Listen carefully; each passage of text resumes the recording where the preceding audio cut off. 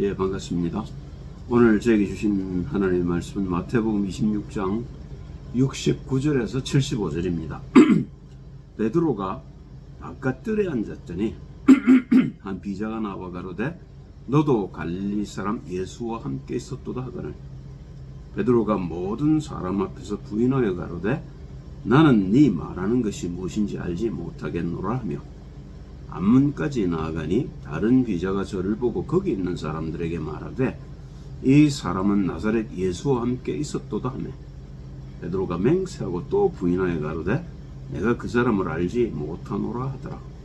조금 후에 곁에 섰던 사람들이 나와 베드로에게 이르되 너도 진실로 그 당이라 네 말소리가 너를 표명한다 하거늘 저가 저주하며 맹세하여 가로되 내가 그 사람을 알지 못하노라 하니 다리기 곧 울더라. 이에 베드로가 예수의 말씀에 닭 울기 전에 네가 3번 나를 부인하리라 하심이 생각나서 밖에 나가서 심히 통곡하니라. 서론입니다. 마태복음 26장 58절도 보면 베드로가 대단히 당황해하는 모습을 봅니다. 우리말로 표현하면 미안합니다. 엉거주춤하다는 표현이 맞을 겁니다. 베드로가 멀찍이 예수를 쫓아 대제사장의 뒷뜰에까지 가서 그 결국을 보려고 안에 들어가 하숙들과 함께 앉았더라. 지금 헷갈리는 겁니다. 베드로가.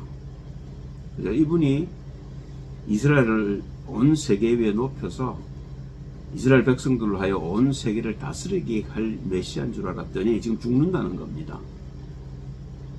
이걸 죽으면 어떻게 되죠? 왕기고 지랄이고 없는 거잖아요. 왕국이고 뭐 다 날아가 버리잖아요. 그 말은 베드로나 지금 유대인들이 오해하고 있는 하나님의 왕국입니다. 주님은 우리가 묶여있는 죄에서 우리를 건져내시기 위해서 다시 하나님의 영으로 회복하시려고 육신을 가지고 이 땅에 오셔서 십자가를 지려고 하시는데 그 사실을 지금 베드로가 이해를 못하고 있는 겁니다.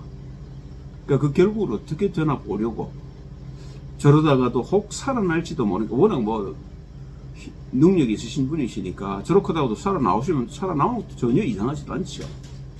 그 결국이 어떻게 되는지를 보려고 쫓아 들어가고 있는 겁니다.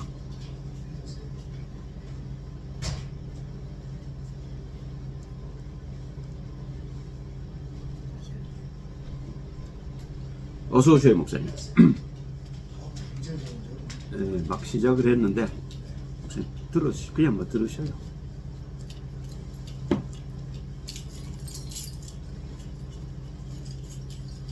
그런데 실제로 그러면 예수님은 우리에게 뭘 미리 말씀하셨느냐면 우리가 들어가야 될 하나님의 나라 왕국이 어떤 건지를 미리 말씀 다 하셨어요. 그 첫째가 뭐냐면 마태복음 16장 24절 26절에 나옵니다. 베드로가 예수님을 그리스도라고 고백하고 난 뒤에 예수님이 비로소 죽으실 것을 예언하시거든요. 말씀하시죠. 장로들과 서기관들에게 고난을 받고 죽고 사흘 만에 살아나야 된다. 그랬더니 베드로가 뭐라고 얘기합니까? 그리하지 마옵소서. 그러니까 예수님이 화를 내시지요. 제자들이 아직도 자기가 왜 이 땅에 왔는지를 모른단 말입니다. 그러니까 이제 이 얘기를 하시는 겁니다. 이에 예수께서 제자들에게 이르시되 아무든지 나를 따라오려거든 자기를 부인하고 자기 십자가를 지고 나를 좇을 것이니라.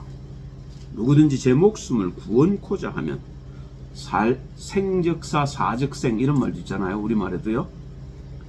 예, 살자고 하면 죽을 것이요 죽자고 하면 살 것이다. 이제 그 얘기를 하는 겁니다. 누구든지 제 목숨을 구원코자 하면 잃을 것이요 누구든지 나를 위하여 제 목숨을 잃으면 찾으리라. 사람이 만일 온 천하를 얻고도 제 목숨을 잃으면 무엇이 유익하리요? 사람이 무엇을 주고 제 목숨을 바꾸겠느냐? 그죠? 그러나 우리의 목숨을 우리가 예수님께 드리게 되면 예수님은 우리에게 우리의 생명을 영속해 주시겠다는 겁니다. 그러니까 지금까지 네가 너를 위해 살았다면 이제부터는 나를 위해 살아다오 이러는 겁니다. 쉽게 얘기를 하면. 자, 이 얘기를 요한복음 12장 24절에서 한 번 더 하고 계셔요. 내가 진실로 너희에게 이르노니 한 알의 밀이 땅에 떨어져 죽지 아니하면 한 알 그대로 있고 죽으면 많은 열매를 맺느니라.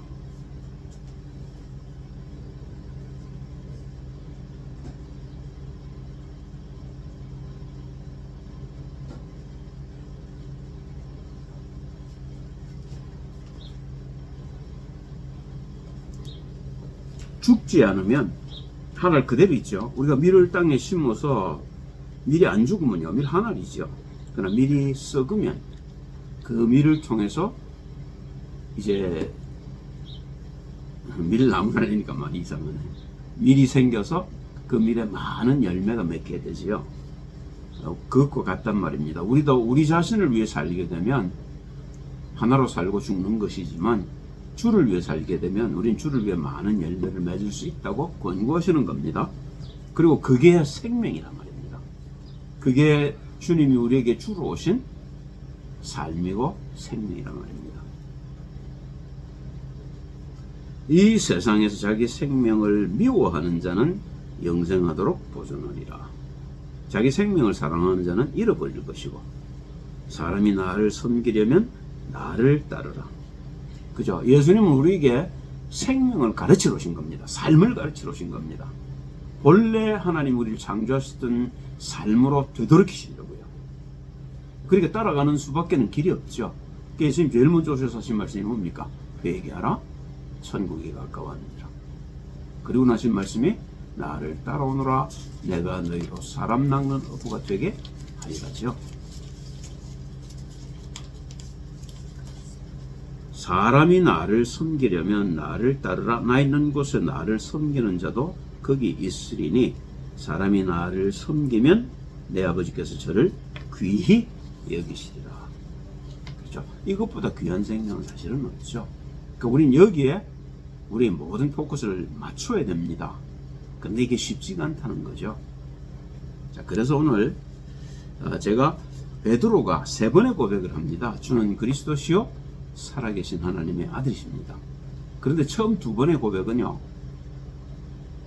맞는 고백입니다만은 베드로가 아직 준비가 안 됐습니다. 그죠? 그러니까 베드로가 3번째 고백했을 때는, 그때는 베드로가 정말로 이제는 준비된 제자로, 쓰임받을 제자로 쓰임받게 되죠.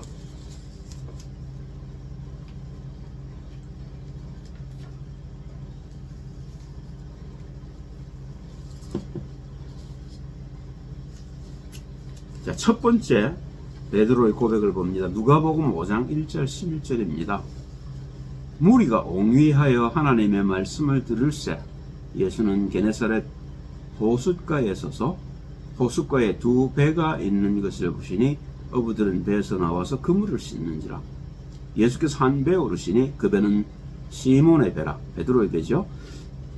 육지에서 조금 뛰기를 청하시고 앉으사 배에서 무리를 가르치시더니 말씀을 마치시고 시몬에게 이르시되 깊은 데로 가서 그물을 내려 고기를 잡으라. 시몬이 대답하여 가로되 선생이여, 우리들이 밤이 맞도록 수고를 하였을 때 얻은 것이 없지만은 말씀에 의지하여 내가 그물을 내리리이다 하고 그리한즉 고기를 애운 것이 심히 많아 그물이 찢어지는지라.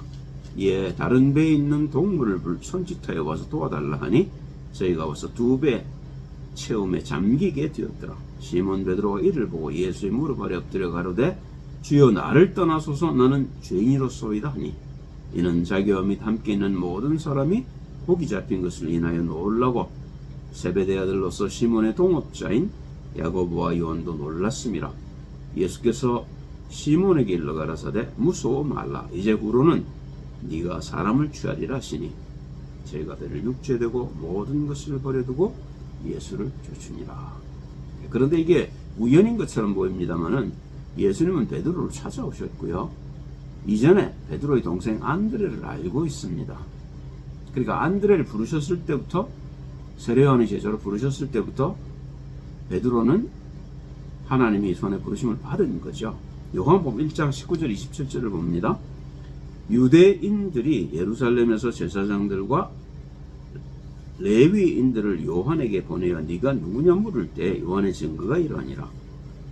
요한이 드러내어 말하고 숨기지 아니하니 드러내야 하는 말이 나는 그리스도가 아니라 한대. 또 묻되 그러면 무엇? 네가 엘리야냐? 가로되 나는 아니라. 또 묻되 네가 그 선지자냐? 모세가 얘기한 신명기 18장에 나오는 그 선지자냐 그 말이죠. 대답하되 아니라. 또 말하되 누구냐? 우리를 보낸 이들에게 대답하게 하라. 나는 네게 대하여 무엇이라? 너는 네게 대하여 무엇이라느냐? 가로되 나는 선지자 이사야의 말과 같이 주의 길을 곧게 하라고 광야에서 외치는 자의 소리로라 하니라. 저희는 바리새인들에게서 보낸 자라. 또 물어 가로되 네가 만일 그리스도도 아니요 엘리야도 아니요 그 선지자도 아닐진데 어찌하여 세례를 주느냐? 요한이 대답하되 나는 물로 세례를 주거니와 너희 가운데 너희가 알지 못하는 한 사람이 있었으니 곧 내 뒤에 오시는 그이라. 나는 그의 신들매 풀기도 감당치 못하겠노라 하더라. 그러니까 예수님 증거하기 위해 하나님 먼저 보낸 사람이 세례 요한이라는 거죠. 엘리야의 말처럼 엘리야의 말처럼 이사야의 말처럼 주에게 먼저 와서 주를 이제 이스라엘에 드러내려고 하는 자가 왔다. 이 얘기를 하는 겁니다. 요한복음 1장 29절입니다. 이튿날 요한이 예수께서 자기에게 나오심을 보고 드디어 이제 알아본 거죠. 예수님을 알아보는 눈을 가진 자가 세례 요한밖에 없었다 그 말입니다. 가로되 보라 세상죄를 지고 가는 하나님의 어린 양이로다. 누가복음 2장에 보면 세례 요한이 광야에서 석청을 먹고 꿀을 먹습니다. 그리고 그 속에서 기도하거든요. 거기서 뭘 들었단 말입니까? 성령에 이끌려서 오실 메시아에 대한 얘기를 들은 겁니다. 그런데 지금 이 엘리야가 메시아를 알아보는 겁니다. 훈련을 받았으니까요. 내가 전에 말하기를 내 뒤에 오는 사람이 있는데 나보다 앞선 것은 그가 나보다 먼저 계심이라 한 것이 이 사람을 가리킴이라. 나도 그를 알지 못하였으나 내가 와서 물로 세례를 주는 것은 그를 이스라엘에게 나타내려 함이라 하니라. 요한이 또 증거하여 가로되 내가 보매 성령이 비둘기가 하늘로서 내려와서 그의 위에 머물렀더라. 나도 그를 알지 못하였으나 나를 보내어 물로 세례를 주라 하신 그이가 나에게 말씀하시되 성령이 내려서 누구 위에든지 머무는 것을 보거든 그가 곧 성령으로 세례를 주는 인 줄 알라 하셨기에 내가 보고 그가 하나님의 아들이심을 증거하노라 하니라. 그렇죠. 그게 여기서 물세례와 성령 세례된 얘기를 하고 있습니다. 엘리야가. 자, 그런데 보셔요. 1장 34절, 36절, 40절에 보니까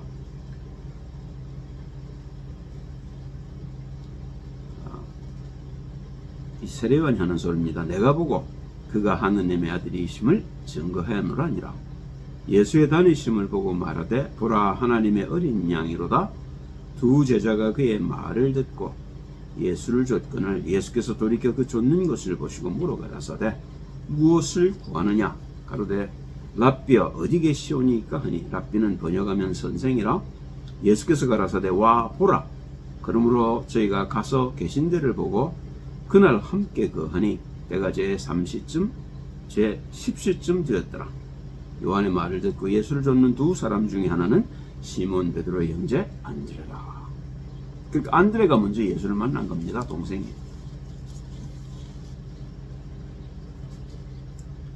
그래서 예수님을 베드로에게 소개를 하고 베드로가 그래서 예수님을 이제 알게 된 거죠. 그런데 그날 이제 예수님으로부터 이제 설교를 들었습니다. 그리고 예수님께 들었던 안드레 동생에게 들었던 얘기도 있고 하니까 예수님이 하시는 말에 응했습니다. 그러니까 하루 종일 밤낮으로 고기를 못 잡게 했다가 하나님이 그때 이제 그 그물 속으로 물고기를 집어 넣어 주신 거죠. 거기 단번에 베드로가 예수님을 주로 시인하고 따라 났습니다. 이미 결혼을 했습니다. 그런데 지금 뭐 자식이 있었는지는 모르겠습니다만은 철을 버리고 예수님을 따라 났습니다. 두 번째 모습이 마태복음 16장입니다. 16장에서 보면 13절부터 봅니다. 예수께서 가이사랴 빌립보 지방에 이르러 제자들에게 물어가라사대 사람들인 자를 누구라 하느냐. 이때는 이미 베드로가 예수님을 따라다닌 지 3년이 지난 때입니다. 그러니까 베드로가 못 본 게 없죠. 죽은 사람을 살리는 것도 보고 지가 무리를 걷기도 하고요. 가로되 더러는 세례 요한, 더러는 엘리야, 어떤 이는 예레미야나 선지자 중에 하나랍니다. 아무도 예수님이 그리스도인 걸 모른단 말입니다. 가라사대 너희는 나를 누구라 하느냐? 3년을 보고 따라다닌 너희는 너희 생각엔 내가 누구냐는 겁니다. 시몬 베드로가 대답하여 가로되 주는 그리스도시요 살아계신 하나님의 아들이십니다. 예언됐던 메시아가 당신 아닙니까? 이제 그 말인 거죠. 예수께서 대답하여 가라사대 시몬아 네가 복이 있도다. 복은요 예수가 그리스도인 걸 아는 게 복이란 말입니다. 인생의 복은 그거밖에 없습니다. 이를 내게 알게 하냐는 혈육이 아니요 하늘에 계신 내 아버지시니라. 또 내가 내게 이르노니 너는 베드로라. 내가 이 반석 위에 내 교회를 세우리니 음부의 권세가 이기지 못하리라. 내가 천국 열쇠를 내게 주리니 네가 땅에서 무엇이든지 매면 하늘에서도 매일 것이요 네가 땅에서 무엇이든지 풀면 하늘에서도 풀리리라 하시고 이에 제자들을 경계하사 자기가 그리스도인 것을 아무에게 드리지 말라 하시니라. 이게 반석이란 말입니다. 주는 그리스도시요 살아계신 하나님의 아들이신 내가 여러분과 저의 반석입니다. 이 반석 위에만 하나님은 하나님의 교회를 세우실 수 있는 겁니다. 마태복음 11장 2절 5절을 보면 그런데 보셔요. 이 불신앙이 도대체 잘 깨어지질 않아요. 이 세례요한이 누굽니까? 그런데 이 세례요한이 불신앙을 하고 있어요. 마태복음 11장 2절 올려봅니다. 요한이 옥에서 그리스도의 하신 일을 듣고 제자들을 보내어 예수께 여짜오되 오실 그이가 당신이 오니까 우리가 다른 일을 기다리오리까. 세례 요한도 3년 동안 그러니까 예수님이 하신 일에 대해서 많이 들었다는 거죠. 안 그랬겠습니까? 그런데도 이런 얘기를 합니다. 그럼 무슨 얘기겠어요? 당신이 메시아면 왜 나를 안 끌어내 줍니까? 그 말이죠. 그죠? 나라를 회복하고 이스라엘을 모든 나라 위에 세울 메시아로 온 사람이라면 나를 꺼내주는 게 맞지 않습니까? 이제 그 얘기를 하는 거예요, 지금.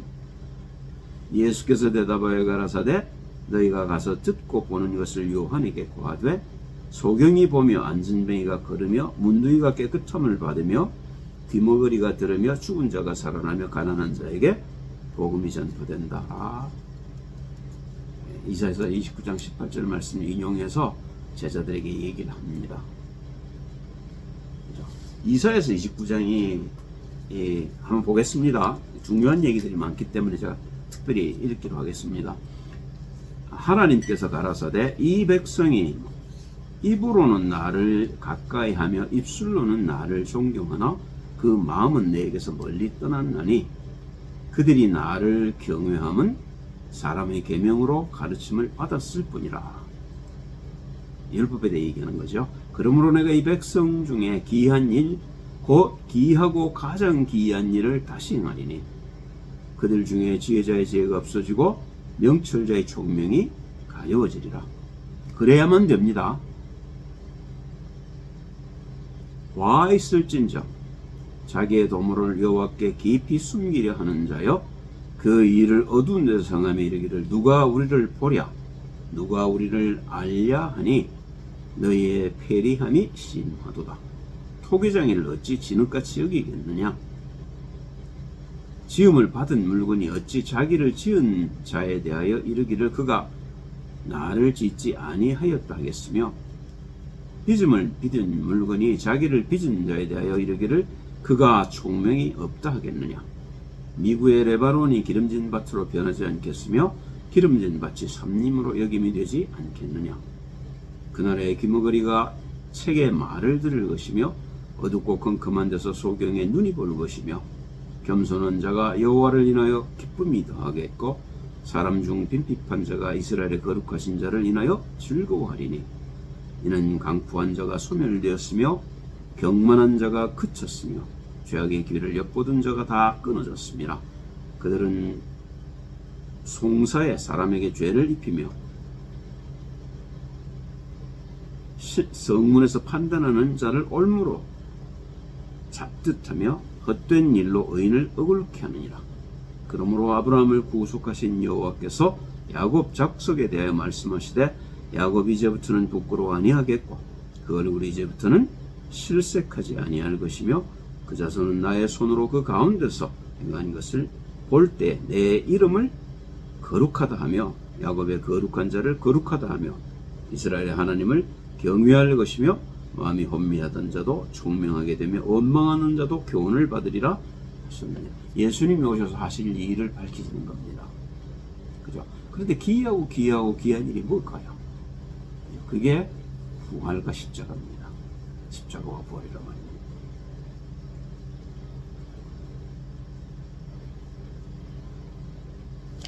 자, 그래서 그 얘기를 사도행전 2장에 보면 베드로가 이제 그 부활의 비밀을 깨닫고 난 뒤에 길게 설명을 합니다.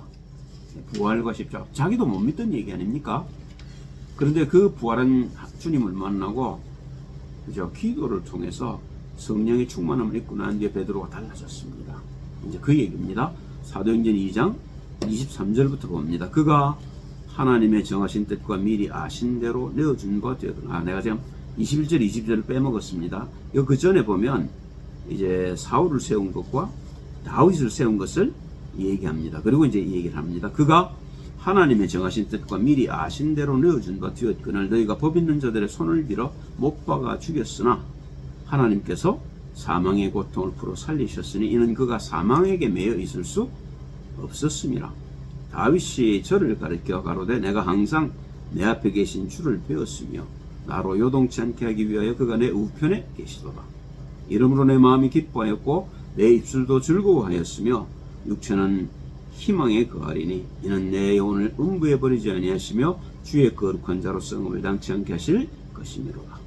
주께서 생명의 길로 내게 보이셨으니 주의 앞에서 나로 기쁨이 충만하게 하시리로다 하였으니 형제들아 내가 조상 다윗에 대해 담대히 말할 수 있노니 다윗이 죽어 장사되어 그 묘가 오늘까지 우리 중에 있도다. 그는 선지자라 하나님이 이미 맹세하사 그 자손 중에서 한 사람을 그 위에 앉게 하리라 하심을 믿고 미리 보는 거로 그리스도의 부활하심을 말하되 저가 음부의 버림이 되지 않고 육신이 썩음을 당하지 아니하리라 하더니 이 예수를 하나님이 살리신지라 우리가 다 이 일에 증인이로다. 드디어 이제 이게 믿어졌단 말입니다. 뭐 이제 사실이죠. 부활하신 주님을 만났으니까요. 자, 사도행전 13장을 봅니다. 21절 40일 조금 길긴 합니다. 베드로가 바울이 똑같은 얘기를 하고 있습니다. 그 후에 저희가 왕을 구하거늘 하나님이 베냐민 지파 사람 기스의 아들 사울을 40년간 주셨다가 폐하시고 다윗을 왕으로 세우시고 증가하여 가라사대 내가 이새의 아들 다윗을 만나니 내 마음에 합한 사람이라 내 뜻을 다 이루게 하리라 하시더니 하나님이 약속하신 대로 이 사람의 시에서 이스라엘 외에 구주를 세우셨으니 곧 예수라. 그 오시는 앞에 요한이 먼저 회개의 세례를 이스라엘 모든 백성에게 전파하니라. 요한이 그 달려갈 길을 마칠 때에 말하되 너희가 나를 누구로 생각하느냐? 너는 그리스도가 아니라 내 뒤에 오시는 이가 있으니 나는 그 발에 신 풀기도 감당치 못하였으니 형제들 아브라함의 후예와 너희 중 하나님을 경외하는 사람들아 이 구원의 말씀을 우리에게 보내셨거늘 예루살렘에 사는 자들과 저희 관원들이 예수와 및 안식일마다 외우는 바 선지자들의 말을 알지 못하므로 예수를 정죄하여 선지자들의 말을 응하게 하였도다. 죽일 죄를 하나도 찾지 못하였으나 빌라도에게 죽여달라 하였으니 성경에 저를 가리켜 기록한 말씀을 다 응하게 한 것이라. 후에 나무에서 내려다가 무덤에 두었으나 하나님이 죽은 자 가운데서 저를 살리신지라. 갈릴리로부터 예루살렘에 함께 올라간 사람들에게 여러 날 보이셨으니 저희가 이제 백성 앞에 그의 증인이라. 우리도 조상들에게 주신 약속을 너에게 전파하노니 곧 하나님이 예수를 일으키사 우리 자녀들에게 이 약속을 이루게 하셨다 하니라. 시편 2째 편에 기록한 바와 같이 너는 내 아들이라 오늘 내가 너를 낳았다 하셨고 또 하나님께서 죽은 자 가운데서를 일으키사 다시 썩음을 당하지 않게 하실 것을 가르쳐 가라사대 내가 다윗의 거룩하고 미쁘는 쌀을 너에게 주리라 하셨으니 그러므로 또 다른 편에 일렀으되 주면 주의 거룩한 자로 썩음을 당하지 않게 하시리라 하였느니라. 다윗은 당시에 하나님의 뜻을 좇아 섬기다가 잠들어 그 조상들과 함께 묻혀 썩음을 당하였으되 하나님의 살리신 이는 죽음을 당하지 아니하였나니 그러므로 형제들아 너희가 알 것은 이 사람을 힘입어 죄의 사함을 너희에게 전하는 이것이며 또 모세의 율법으로 너희가 의롭다 하심을 얻지 못하던 모든 일에도 이 사람을 힘입어 믿는 자마다 의롭다 하심을 얻는 이것이라. 그런즉 너희는 선지자들로 말씀하신 것이 너희에게 미칠까 삼가라. 일렀으되 보라 멸시하는 사람들아 너희는 놀라고 망하라. 내가 너희 때를 당하여 한 일을 행할 것이니 사람이 너에게 이를지라도 도무지 믿지 못할 일이라 하였느니라 아니라. 누가복음 16장 31절에도 보면요, 그 부자가 이제 그 지옥에 빠져서 아브라함에게 이제 그 나사로에게 손끝에 물을 찍어 내 혀를 서늘케 달라고 얘기를 하죠. 그러니까 얘야 여기서는 그리로 가지도 못하고 거기서 이리로 오지도 못한단다. 그러니까 부처가 뭐라고 얘기합니까? 나사로를 보내서 지옥과 천국 있는 걸 말해달라고 얘기를 하잖아요. 그때 아브라함의 대답이 뭡니까?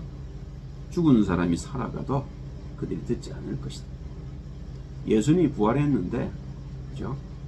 이 얘기를 못 믿는단 말인데 어떻게 믿겠어요? 베드로 따라다니는 베드로도 못 믿었던 건데요. 그죠? 그런데 지금 이 베드로와 바울은 뭡니까? 증인이란 말입니다. 부활하신 주님을 만났단 말입니다. 그게 힘이 있는 거죠. 그러고 나서 성경을 봤더니 부활하실 예수님이 예언되어 있단 말입니다. 왜 부활하셔야 됩니까? 그래야 우리가 그 그리스도를 붙들고 우리도 부활할 수 있단 말입니다. 우리가 지금 죄 가운데 빠져 있는 걸 아무도 몰라요. 근데 그걸 가르쳐 주시려고 주님이 육신을 가지고 땅에 오신 겁니다. 그리고 그걸 벗어나는 길로 십자가와 부활을 주신 거죠. 그죠? 저희도, 여러분과 저도 이 부활에 동참해야 합니다. 그게 예수님이 우리에게 새롭게 주기를 원하시는 새로운 생명이고 삶이란 말입니다. 우리에게 쉽지가 않죠. 우리가 육신에 산 지가 오래돼서 이 죄를 떨어내기가 쉽지가 않습니다. 그렇다고 안 떨어냅니까 그러면? 그러면 안 되지요. 그러면 심판을 피할 길이 없는 겁니다. 자, 그리고 베드로가 뭘 보았냐면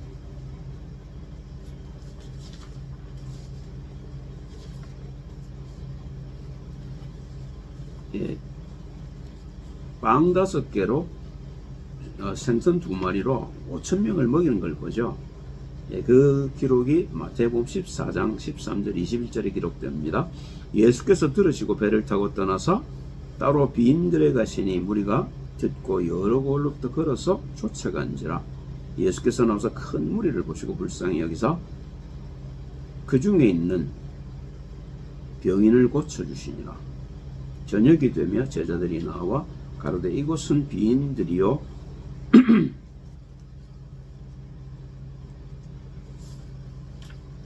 때도 이미 저물었으니 우리를 보내어 마을에 들어가 먹을 것을 사 먹게 하소서. 예수께서 가라사대 갈 것 없다. 너희가 먹을 것을 주어라. 제자들이 가로되 여기 우리에게 있는 것은 떡 5개와 물고기 2마리 뿐입니다. 가라사대 그것을 내게 가져오라 하시고 무리를 명하여 잔디 위에 앉히시고 떡 5개와 물고기 2마리를 가지사 하늘을 우러러 축사하시고 떡을 떼 제자들에게 주시며 제자들이 무리에게 주니 다 배불리 먹고 남은 조각을 12바구니에 차게 거두었으며 먹은 사람은 여자 아이 외에 5,000명이나 되었더라. 그죠? 예수님이 얼마만큼 많은 이적을 베푸셨으면 보이셨으면 5,000명이 따라왔겠는 말입니다. 그죠? 아이 외에, 그죠? 그러니까 사내들만 쳐서 5,000이었단 말입니다. 그죠? 그러니까 15,000, 2만의 무리들이 예수님을 쫓아왔다는 거죠. 근데 그 무리를 지금 빵 5개와 생선 2마리를 먹이신 겁니다. 자, 그날 저녁입니다. 마태복음 14장 25절 31절입니다. 밤 사경에 예수께서 바다 위를 걸어서 제자들에게 오시니 제자들이 그 바다 위로 걸어오심을 보고 놀라 유령이라 하며 무서워하며 소리치기를 예수께서 즉시 일러 가라사대 안심하라 내니 두려워 말라. 베드로가 대답하여 가로되 주여 만일 주시어든 나를 명하사 물 위로 오라 하소서 한대 오라 하시니 베드로가 배에서 내려 물 위로 걸어서 예수께로 가되 바람을 보고 무서워 빠져가는지라 소리질러 가로되 주여 나를 구원하소서 하니 예수께서 즉시 손을 내밀어 저를 붙잡으시며 가라사대 믿음이 적은 자여 왜 의심하였느냐 하시고 이게 죄인의 모습이란 말입니다. 그죠? 베드로가 그런데 죄가 뭔지를 모릅니다. 얼결에 걷기는 했습니다만 그런데 그 죄덩어리가 어떻게 무리를 걷겠어요? 그 빠지지요. 마태복음 16장 32절을 봅니다. 예수께서 제자들을 불러 가라사대 내가 무리를 불쌍히 여기노라. 저희가 나와 함께 있은지 이미 사흘임에 먹을 것이 없도다. 길에서 피진할까 하여 굶겨 보내지 못하겠노라. 제자들이 가로되 광야에 있어 우리가 어디서 이런 무리에 배부를 만큼 떡을 얻으리까? 그렇잖아요. 10,000명, 20,000명 되는 무리를 어떻게 떡을 먹이겠냐 말입니다. 예수께서 가라사대 너에게 떡이 몇 개나 있느냐 가로되 7개와 작은 생선 2마리가 있나이다 하니 예수께서 무리를 묘의 땅에 앉게 하시고 떡 7개와 그 생선 가지사 축사하시고 떼어 제자들에게 주시니 제자들이 무리에게 주매 다 배불리 먹고 남은 조각을 7광주리 차게 거두었으며 먹은 자는 여자와 아이 외에 4,000명이었더라. 예수께서 무리를 흩어보내시고 배에 오르사 마가단 지경에 가시니라. 자, 이제 세 번째 모습입니다. 세 번째 베드로가 예수님을 만나고 드디어 이제는 다른 고백을 합니다. 옳은 고백, 그리고 아는 얘기를 하는 거죠. 베드로가 지금까지 모르는 얘기를 했다면 이제는 아는 얘기를 합니다. 사도행전 2장 36절에서 41절입니다. 예수님을 이제 부활하신 주님을 만나고 40일 동안 하나님 나라에 대해서 듣고 열흘 동안 주님 주신 약속을 쥐고 마가의 다락방에서 기도하고 난 뒤에 성령 체험을 하고 난 베드로 가는 말입니다. 이제는요. 그 전에는 성령의 체험이 자기 내부에서 일어나는 것이 아니었다면 무리를 걸었다든지 그런 거죠. 아니었다면 이건 이제 베드로의 내부에 무슨 사건이 터진 겁니다. 그런 적 이스라엘 온 집이 정령할지니 너희가 십자가에 못 박은 이 예수를 하나님이 주와 그리스도가 되게 하셨느니라 하니라. 제가 이 말을 듣고 마음에 찔려 베드로와 다른 사도들에게 물어가로되 형제들아 우리가 어찌할꼬 하거늘 베드로가 가로되 너희가 회개하여 각각 예수 그리스도의 이름으로 세례를 받고 죄 사함을 얻으라. 그리하면 성령을 선물로 받으리니 이 약속은 너희와 너희 자녀와 모든 먼 데 사람 곧 주 우리 하나님이 얼마든지 부르시는 자들에게 하신 것이라 하고 또 여러 말로 확증하며 권하여 가로되 너희가 이 패역한 세대에서 구원을 받으라 하니 그 말을 받는 사람들은 세례를 받음에 그날의 제자의 수가 3,000이나 더하더라. 드디어 이제 하나님의 왕국이 세워지기 시작합니다. 이 일 때문에 예수님이 오신 거잖아요. 그죠? 오늘날까지 이 하나님의 나라는 계속해서 세워지고 있습니다. 여러분과 저를 통해서도 하나님은 이 하나님의 나라를 세워가시기를 소원하시죠.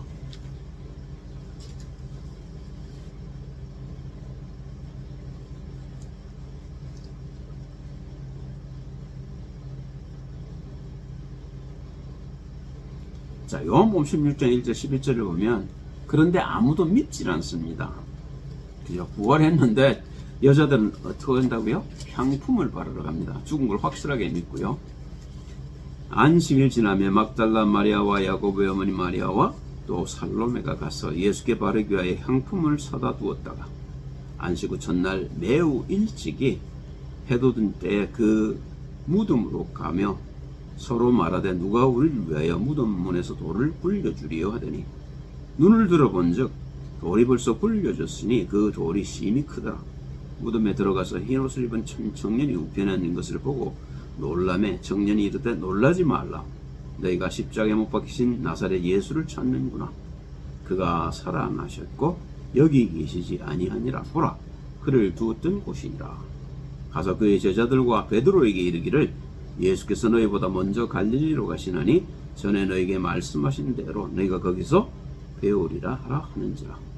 여자들이 심히 놀라 떨며 나와 무덤에서 도망하고 무서워하여 아무에게 아무 말도 하지 못하더라.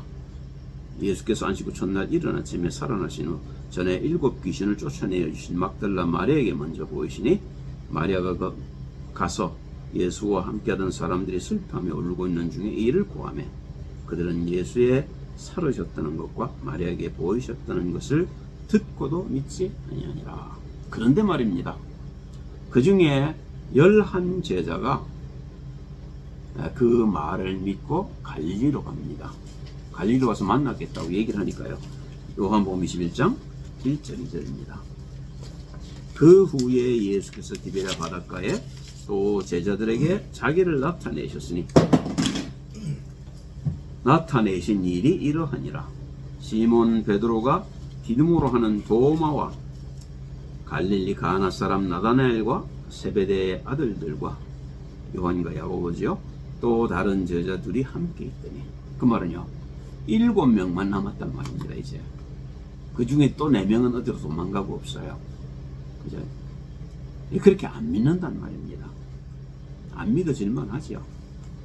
그런데 거기서 또 예수님은 예루살렘으로 제자들을 다시 보냅니다.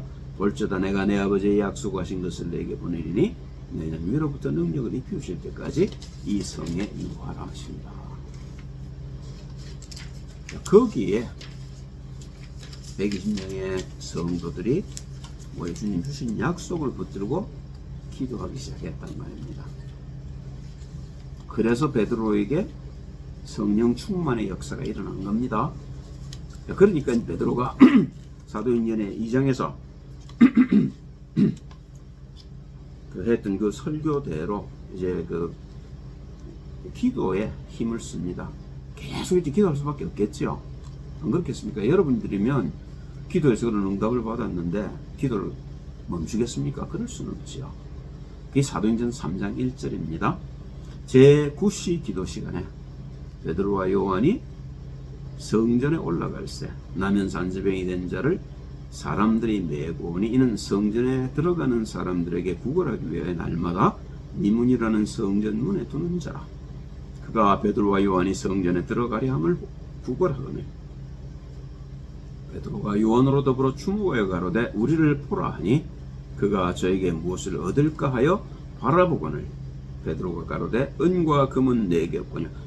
이에 성령 충만한 베드로가 하는 소리라 말입니다. 그죠? 은과 금은 내게 없거니와 내게 있는 것으로 내게 주노니 곧 나사렛 예수 그리스도의 이름으로 일어나 걸으라고. 그 이름이 어떤 이름인데요? 그죠? 그걸 여러분과 제가 알아야 된다 그 말입니다. 그죠? 그러면 우리를 통해서 하나님은 안전뱅이를 일으키실 겁니다.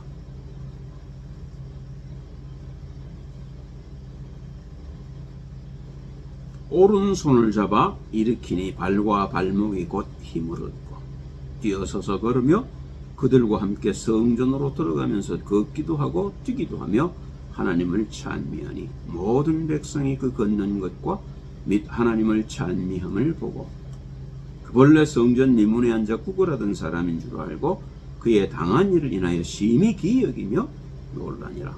나은 사람이 베드로와 요한을 붙잡으니 모든 백성이 크게 놀라며 달려나아가 솔로몬의 행각이라 칭하는 행각에 모이거나. 드디어 이제 하나님은 성령의 역사로 세계를 바꾸기 시작하는 거죠. 그죠? 단번에 예루살렘이 뒤집어집니다. 근데 지금 여기 예루살렘은요 6월절을 맞아 전 세계에서 유대인들이 예배를 보러 와 있는 자리입니다. 그러면 단번에 세계복음화죠. 그죠? 하나님은 단번에도 하실 수 있습니다. 그죠? 믿는 제자 둘을 통해서 안전뱅이를 일으킴으로 예루살렘을 뒤집고 예루살렘에 예배하러 왔던 모든 유대인을 단번에 뒤집습니다. 그러니까 얼마나 놀랬겠어요. 자, 그 뒤를 보십시다. 사도행전 3장 12절 26절에 베드로가 상세하게 이걸 설명하고 있습니다. 베드로가 이것을 보고 백성에게 말하되 이스라엘 사람들아 이 일을 왜 기이 여기느냐? 우리 개인의 권능과 경건으로 이 사람을 걷게 한 것처럼 왜 우리를 주목하느냐? 아브라함과 이삭과 야곱의 하나님 곧 우리 조상의 하나님이 그 종 예수를 영화롭게 하셨느니라. 너희가 저를 넘겨주고 빌로도 놓아주기로 결혼한 것을 너희가 그 앞에서 부인하였으니 너희가 거룩하고 의로운 자를 부인하고 도리어 살인한 사람을 놓아주기를 구하여 생명의 주를 죽였도다. 그러나 하나님이 죽은 자 가운데서 살리셨으니 우리가 이 일의 증인이로라. 그 이름을 믿음으로 그 이름이 너희 보고 아는 이 사람을 성하게 하였나니 예수로 말미암아 믿음이 너희 모든 사람 앞에서 이같이 완전히 낫게 하였느니라. 형제들아 너희가 알지 못하여서 그리하였으며 너희 관원들도 그리한 줄 아노라. 그러나 하나님이 모든 선지자의 입을 의뢰하사 자기의 그리스도의 해받으신 일을 미리 알게 하신 것을 이와 같이 이루셨느니라. 그러므로 너희가 회개하고 돌이켜 너희 죄 없이 함을 받으라. 이같이 하면 유쾌하게 되는 날이 주 앞으로부터 이를 것이요 또 주께서 너희를 위하여 예정하신 그리스도 곧 예수를 보내시니리니 하나님이 영원전부터 거룩한 선지자의 입을 의탁하여 말씀하신 바 만유를 회복하실 때까지는 하늘이 마땅히 그를 받아 두리라. 모세가 말하되 주 하나님이 너희를 위하여 너희 형제 가운데서 나 같은 선지자 하나를 세울 것이니 너희가 무엇이든지 그 모든 말씀을 들을 것이라. 누구든지 그 선지자의 말을 듣지 아니하는 자는 백성 중에서 멸망받으리라 하였고 또한 사무엘부터 옴으로 말한 모든 선지자도 이 때를 가리켜 말하였느니라. 너희는 선지자의 야손이요 또 하나님이 너희 조상으로 더불어 세우신 언약의 자손이라. 아브라함에게 이르시기를 땅 위의 모든 족속이 너의 씨를 인하여 복을 받으리라 하셨으니 하나님이 그 종을 세워 복 주시려고 너희를 먼저 보내사 너희로 하여금 돌이켜 각각 그 악함을 버리게 하셨느니라. 할렐루야. 그죠? 이게 드디어 이제 베드로에게 성취되어졌단 말입니다. 그죠? 그러면 하나님의 소원은 베드로에게서 끝나겠습니까? 아니겠죠. 그게 지금도 지구가 돌고 있는 이유란 말입니다. 여러분과 저를 통해서 우리 가운데 믿는 자들이 나오기를 하나님이 소원하셔서 그리고 실제로 성령의 충만함을 입게 하셔서 성령을 증거할 자들을 하나님은 오늘 우리 가운데 찾고 계시다 그 말입니다. 쉬운 일은 아닐 겁니다. 베드로 이후 바울 이래로 이 전통이 이어진 것 같지는 않습니다. 그건 아무도 부정할 수 없는 사실로 인해 오늘도 이 일이 우리에게 증거되고 있습니다. 여러분과 저에게 하나님이 원하는 것이 무엇일까요? 저는 하나밖에 없다고 생각합니다. 성령 충만이라고 생각합니다. 그 속에 어떻게 들어갈 것인가? 그리고 실제로 어떻게 우리가 성령 충만을 누릴 것인가? 그럴 적에 하나님은 여러분과 저를 통해서 영광을 받으시겠지요. 기도하겠습니다. 할렐루야. 주님 찬양드립니다. 먼 길을 오래 쫓아왔습니다. 하나님 아직도 우리가 닿지 못한 성령 충만 우리에게 허락하셔서 하나님의 영광을 받으소서. 주 예수 그리스도의 이름으로 기도합니다.